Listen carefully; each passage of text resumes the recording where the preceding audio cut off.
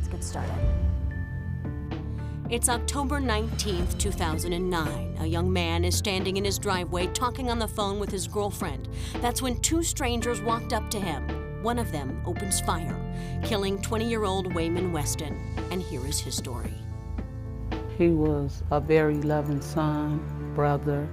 He was a very humble person. He never got in trouble as he was going to school, never had complaints with the teachers or anything. He was always joking and laughing, and he was a class clown at Gardena High. Growing up in the house with Wayne, it was very fun. And I used to get mad at him because he didn't used to want to go outside with us. He used to want to stay in the house and watch cartoons. And he, stayed to himself. He used to like to stay in the house and play the Nintendo games and watch TV and make jokes and just sit around. He didn't like playing with other children, besides his sibling and his sister. I used to tell him everything because it was just me and him for 15 years before my little brother came along. So me and him was real close. A lot of things that I couldn't tell my mom, I used to tell him. He keep my secrets. And he was kind of like a quiet child being young, growing up, but the older he got, the more he came out of his shell, and he would just be so happy. When you come in the room, he'll be, "Hi, cousin, I love you," and, shower you with hugs and give you a kiss. And when he graduated from Gardena High, he started having a lot of friends, and he was very loving. He was one of my favorite cousins. He always was like the light when you came in the room. He always had a smile. He had the most beautiful eyes that you had ever seen. And the older that he got, the more lighter they got. So when he was younger, they were kind of a little dark and just a little light, but the older he got, the more beautiful his eyes would get. I have 5 grandkids, and he was like a father to them. And he had nephews and nieces that he used to take care of. And we were like a tight-knit family.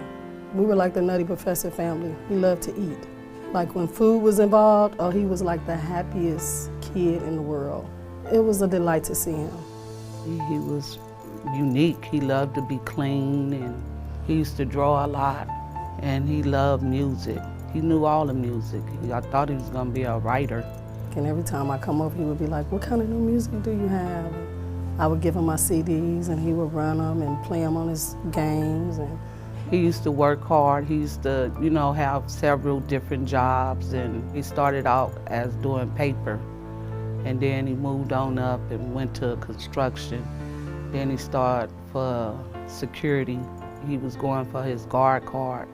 And he was just about to go to work when this happened to him. He came in my house in the room and said, "Mama, guess what? I'm finna go to work in the morning." And as he said he was going to work, 20 minutes later, he walked out the door and they shot him. That was my best friend, my son. He was everything to me. And it hurts me so bad. I done prayed for 2 years that they find this person who killed my son.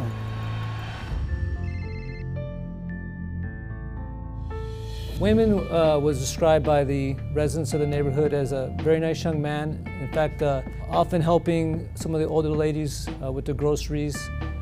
He had just got a new job, which he was actually going to be a security officer. 911, what is your emergency? Hi, someone just got shot on 90th Street. Did you guys get the call? No. Did you see anything? I didn't see anything, and I can hear the shots because I live on 89th. Okay, how many shots did you hear? About 6 shots. Okay, thank you. Thanks. On October 19th, 2009, at approximately 10 p.m., my partner, Mario Rodriguez, and I were detailed to respond to the 1100 block of West 90th Street in the Lenox area of Los Angeles regarding the death of a male black. Upon our arrival to the scene, we saw the victim laying in the driveway, and there was some ballistic evidence also at the scene. The victim was identified as Waymon Weston, a 20-year-old male who actually lived at the location. So what we found out, what we learned, talking to witnesses, was Waymon was in the back of the apartment complex with some friends, which time he went to make a call to what we believe was his girlfriend at the time. So what he did was walked to the front of the location through the driveway where he proceeded to have a conversation with his girlfriend on the cell phone. During the conversation, his brother, who was the last person to see him alive, looked out the window, asked Waymon if he could come upstairs and help him get some ice cream from the freezer. Waymon told him he'd be up shortly, and the younger brother described gunshots shortly afterwards. While Waymon's in the front of the driveway talking on his cell phone, the two suspects appeared to be coming from an apartment building 2 houses west of where Waymon lived on the south sidewalk. They walked up toward Waymon, who was standing next to a wrought iron fence at the edge of the driveway. And a brief conversation ensues where one of the suspects asked Waymon where he was from, referring to if he was a member of a gang. There's other reports of one of the males telling Waymon he remembered him. At that point, one of the suspects produces a handgun and fires several shots in the direction of Waymon, at which time he immediately falls to the ground. After the shooting occurred, both suspects ran across the street to a waiting car, which was described as a black sedan. They entered it. The car drove backwards, which would be eastbound toward Vermont, on the wrong side of the road and out of view. Waymon was pronounced dead at the scene by paramedics. When we got to the scene, Waymon was lying on his side in front of the gate in the driveway, suffering from multiple gunshots to the upper torso. The day that it happened, me and him had fun all day long. But what was so different, he carried me up the stairs like if me and him was getting married. And he walked me all the way up the steps. And as he got me there, he put me down. He said, "Mama, I'm going to work in the morning." I said, "Well, what you gonna buy me for Christmas, Wayne?" He said, "Mom, knock it off." And he walked out the door, and I heard the gunshots. And his brother came and said, "Mama, that's my brother outside." And I nearly died. I ran outside and lost my mind. When Waymon got killed, I was incarcerated, and I had been there for about 10 months. I couldn't talk to no one. I couldn't go to his funeral. I never got a chance to say bye. And that's what hurt me the most. It was like the worst news that you can ever receive from anyone, to tell you that someone that you love, that you grew up with, that you was so close to, that they was gone and that you would never see them again. The neighborhood is South Los Angeles, commonly referred to as the Vermont area, which is relatively gang infested with several Hispanic and black gangs. Waymon was not a gang member, however, some of his friends were affiliated with gangs. This is something that tore a family apart. Just snatching someone's life like that was innocent. He wasn't a gangbanger. He wasn't in the streets. He didn't sell drugs. He never hurted nobody. He never robbed, stole, or killed, or did anything to make no one come and hurt him like that. My son was going to church, and he went to Heavenly Tabernacle right down the street on 90th Street. He was going to church every Sunday, and he was asking all kind of questions about God, and you know, for people to hurt him the way they hurt him, it hurts me real bad. And to sit up every night where you stay at and recalling this moment every time I walk out my driveway. I just like some justice for my mom. She hurt more than anybody, her and my father. It done made me get real sick.